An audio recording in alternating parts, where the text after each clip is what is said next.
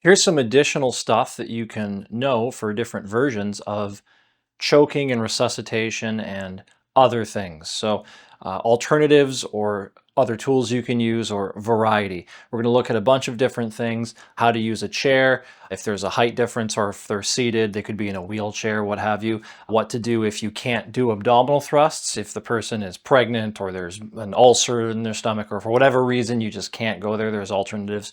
And then there's just a few other interesting things that are not the normal or traditional parts of the choking video if everything is just standard 5 and 5 back blows abdominal thrusts. Okay, on that note, first, you have an individual where you cannot do abdominal thrusts for any reason. Often in first aid courses, the reason given for this is that they're pregnant or they indicate to you that they are. There are other reasons this could be the case, but usually if you go in, you start going into abdominal thrust territory, they're just gonna like slap your hands away. That'll be the kind of thing that they would try to want to do, indicating that to you. For whatever reason, if you can't go there, another reason for this, by the way, could be if there's a very big difference in size between you and them, it might be the case that you actually just can't get your arms around them. So it might not be practically possible. So in the event that that happens, what we're going to do is we're going to go up. So for an example of that, the same way that we found where the center of our chest was for chest compressions for CPR, you can take your hand, put it in your armpit, and bring it across to the center of your chest where the sternum is. That's where we're going to press down. On another person, very simply, you go underneath the armpit, center of chest on sternum, other hand over top, and you press in 5 times. Now, I'm not going to do that absolutely full force here because she's going to feel that, but that's the basic idea. You landmark it, you go over. Now, if you go like this and the arms aren't up, they can slip through you if they go unconscious. If there is still a size difference where you can't get around them like this, then you can reduce the distance by going over like this. You still have this one arm bracing. If they slip, you can kind of grab them, but it gets a bit awkward. Okay? Now, in the event that they go unconscious while you're responding to them, they're choking, you're in one of these positions, they're generally going to go unconscious from the feet up. They're not going to just fall all at once. There's different ways in which people go unconscious. When it's due to asphyxiation or this sort of choking thing, they don't just drop on you the same way as someone would if they were like punched in the jaw and they would just fall out flat like that. It's a different type of unconsciousness that usually happens. With that in mind, you have some time to recognize this person is dropping. If you are not confident in catching their weight, just back off, and if you can guide them to the ground, but don't be underneath them if there's no way you can support their weight. If you're not sure, make sure this is a part of a protect yourself sort of thing. Make sure that doesn't happen. Okay, so the way this would work, assuming pregnancy or whatever, it would be your standard, hey, are you choking? I know first aid. Hi there, cough. Okay, and then it hits the point of severe obstruction. We then move on to the back blows, which we still do. Now, depending on how hard it is for them to bend over here, you might only get about this far, as far over as you can reasonably do. You can still do 5 back blows. After that, you go to 5, what are known as chest thrusts across 1, 2, 3, 4, 5. Notice we are still supporting into their weight. We are still not going all the way back away from here and just thrusting them into us, right?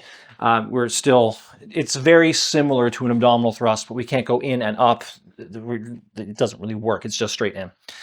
You're basically doing kind of like a chest compression, but while they're conscious and standing from behind. Okay, so that's one thing. Next, we're going to look at what to do if the person's in a chair for any reason. Okay, so now we have an individual in a chair, casualties in the chair. They could be in a wheelchair. They could have a very big size difference from you and you might have to sit them down. If they're extraordinarily tall and you are not tall at all and you need to put them in a chair because you can't reach, then fair enough. If a child was providing help to their parent, for example, this might be the type of thing that could happen. Whatever, they're in a chair. Okay. If this is a wheelchair, lock the wheels and if possible, put the chair against a wall. In general, if you can, if this chair is mobile, put it against a wall. If you can't put it against a wall and it's a wheelchair, at least make sure you lock the wheels. Now, we can still do back blows in this position for the 5 and 5. We can still do back blows. In the event that this is a wheelchair, there may be a lot of apparatus, there may be a lot of stuff over here, so you might have to brace against the chair and then kind of come over a bit, but you can still get into a back blow position. You can still do chest thrusts. If they are against the wall, you may have to brace yourself against the wall and then press down and kind of do a sideways motion to press in for the chest thrust, but you can still do it. And you can also still do abdominal thrust, but you have to get in front of them instead. If this is a wheelchair and or if they're in the wall, you can't really get back here because I would be inside a wall right now. Further with wheelchairs, there's a lot of stuff behind. You can't reach around generally, so you have to go in front. What you would do that is you would come in front like so, and you would take your hand and you go on the stomach area. You'd landmark from the hip bone, come across belly button, and it's in and up, and you can. It is awkward. You're kind of like sideways uppercutting them if you have to. Very doable with some actual force here, right? You can feel where that's going. You can do that. So it would still be 5 back blows, 5 chest or abdominal thrusts, whatever it is that you need to do that's appropriate. The standard responsive choking first aid, the pregnancy variation, all that still works in the chair. Choking, self-administered. You might be alone and you need to administer choking first aid on yourself. There's a few different variations you can do. Doing back blows on yourself is a bit awkward, not really practical. Doing chest thrusts on yourself is possible, but we'll get to those in a second. Doing abdominal thrusts on yourself, very doable. So first variation without a chair, you take your hands, you find your belly button essentially, the hip bone across. You go in and up and you can abdominal thrust yourself. You can do that. It is very practical. If for whatever reason you don't have the strength, the leverage, or that isn't practical for you, you can use a chair. Now, if you're going to use a chair, you shouldn't have something that moves, something that rotates, something that bends.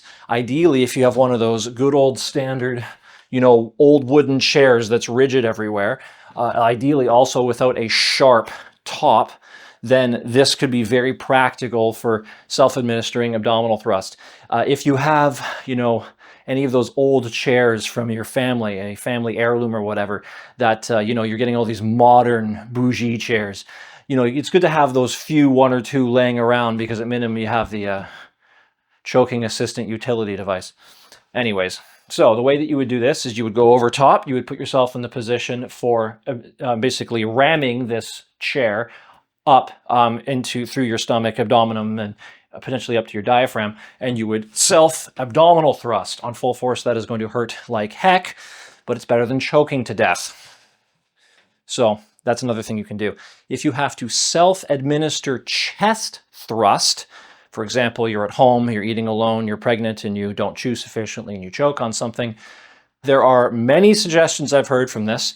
I know how this is going to sound, but what I've basically heard, well, not basically, this is verbatim what I was told by a doctor that specializes in this, is you take a rigid thermos or cylindrical sort of object that isn't going to crush or break, you place it on your chest over top of where your sternum would be, and you essentially ram yourself into a fridge door. Because if you hit drywall, you're going through the wall. And the fridge door, you're not going through it. And the idea here is that that applies enough pressure to force into the chest to then make you cough the thing out. Now that is quite a situation. I would highly recommend, before we start ramming ourselves into fridge doors like that, because that you have a risk of going unconscious, that you still do the call 911 thing. You still probably try to get help, because honestly, dealing with choking by yourself is miserable. Obviously chew your food and etc. Don't choke in the first place, but we're probably past that now. And keep in mind that when you are calling 911, you probably won't be able to speak, or whatever number you use in your country. You probably won't be able to speak because you're choking. So you can usually show distress through pressing a bunch of numbers to indicate that you cannot talk or something. The dispatchers will usually be trained on being able to identify that you are not pocket dialing them. You're trying to indicate you're in distress. But yes, thermos or some cylindrical sort of object right over the sternum and into the fridge door we go. That's what is recommended for this apparently. So I haven't had that problem yet, but maybe one day. Okay. Recovery position modification in case specific things. Two things to consider. One, the person is paralyzed, they have a stroke, whatever. It could be not generally a seizure, but for whatever reason, part of their body's paralyzed. And if the person is pregnant, there may be a small modification. First, we'll talk about pregnant because that one's consistent. On the side of a pregnant woman, there is something called the inferior vena cava, on the right side specifically. This feeds blood between the mother and the baby. If the right side is on the ground, the weight of the mother can basically cut off the circulation through the inferior vena cava, and that can result in the baby not getting blood. This is one of the reasons why pregnant women will usually be more comfortable sleeping on their left. So they won't actually sleep on their right, they'll sleep on their left, or they'll sleep flat on their back and then incline themselves to the left generally, because the inferior vena cava being blocked, the body will basically make them feel uncomfortable when that's the case. This is a thing. So for that reason, when you're rolling somebody into the recovery position, generally speaking, you want to roll towards you, but if it's a pregnant woman, you want to roll them onto their left. The old adage for this is do the right thing for the right side, mother's always right, whatever. You come up with some sort of thing to say, right side, do this. That's the first. The second thing for paralyzed, paralysis and strokes, whatever the paralyzed side is, left or right, what have you, that part of the body will have a rough time resisting the pressure on the blood vessels to get blood flow to the area. So if you've ever heard of things like bed sores from a person not being moved and staying in a bed for an extended period of time, pressure ulcers, stuff like that. This is similar, right? If an area has pressure on it for a long period of time, blood flow doesn't go, stuff starts dying, you start getting problems. When someone is paralyzed, that starts happening earlier, so paralyzed side up. The side that's not paralyzed is better at taking that pressure.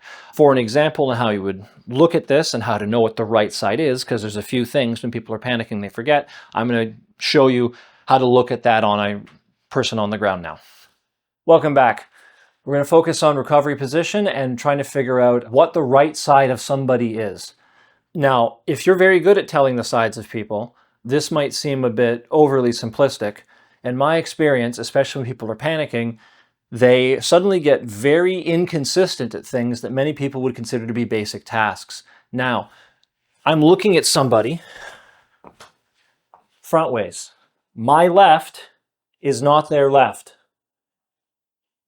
It's the opposite because we're facing each other. If I'm looking at them this way, that's their right side. This is their right side, not the opposite. If I'm coming from over here, while I am still facing them, my right side is their right side. So you need to keep in mind that these things are different. It can be tricky for people to remember this.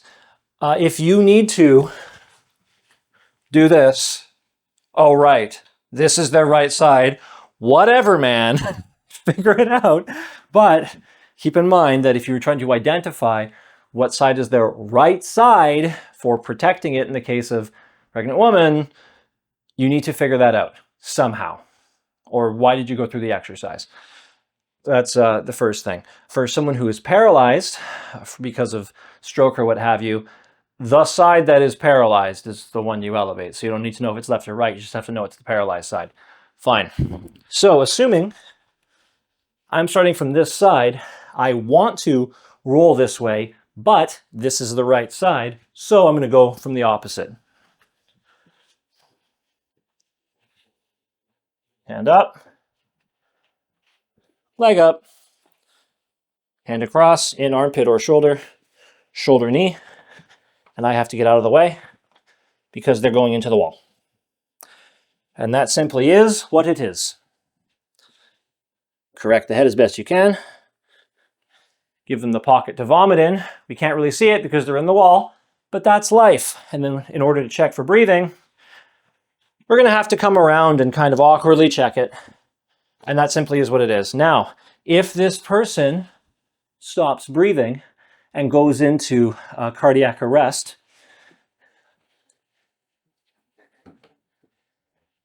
if they're pregnant, we would probably want to elevate the right hip slightly. So we could elevate it slightly and put some padding or a pillow or something underneath while we're doing CPR. just a bit so that we don't block or have issues with the inferior vena cava. You don't need much. It's an additional. If you forget, fair enough, no big deal, but it's a little thing that you can add in if you remember.